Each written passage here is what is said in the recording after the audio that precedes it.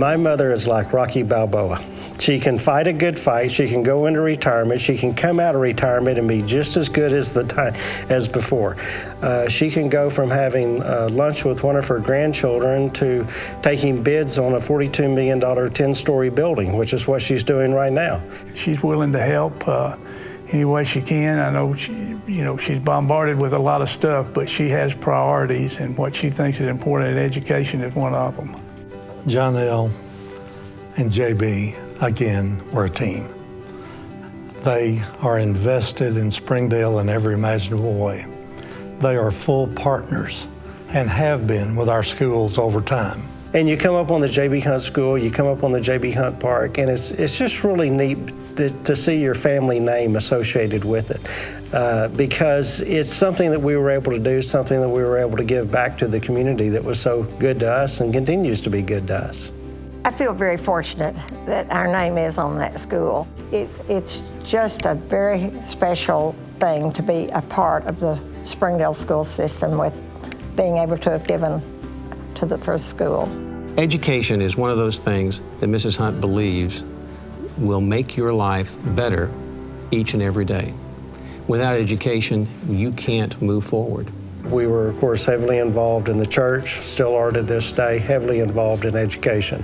My mother's greatest accomplishment was getting me through Springdale High School, only to be surpassed by getting me through the University of Arkansas, which she did accomplish. It just took her many years to do it. She told me one time, well, I'm just a little girl from Heber Springs. And I think she still is that same person. So she's always been the same. And I think that's extremely admirable, given where she's come from and where she's gone to. A lot of people forget those roots, and she never has. It's hard to imagine, when they talk about what she can do and has done and he did. She's just my sister. When a need arises, it may be a personal need of a child, it may be a personal need of a group, it may be an improvement in the system. Anyone who wants to serve kids and improve the programs of this school system have her ear. Well, now, I'll tell you one thing. Don't owe her money, because she'll collect it. And she could tell you plenty of stories about people who wouldn't pay their bills, because she was our credit collections. And she did a masterful job at it. Treat people like you want to be treated. She loves walking that walk every moment of the day. She lives what she believes.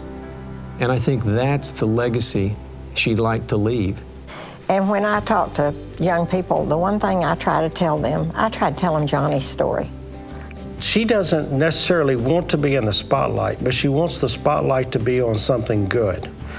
And so that was the good thing about having my father along, was my father was great about being in the spotlight.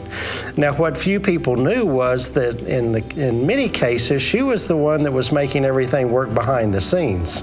If there's a job to be done, she'll jump in and do it, whether it's washing dishes or trying to run an empire. Sometimes I start backing out of my garage in the morning and I think, why am I doing this? At my age, why am I still going to work?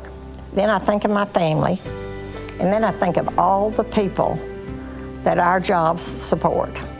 And I think I've got a lot of people depending on me. We worked together all of our years, and I don't know what I would have done when I lost him if I hadn't had to have gotten up to go, because it was like, when you hear part of your life is gone and so forth, I really felt like part of my life was taken away from me.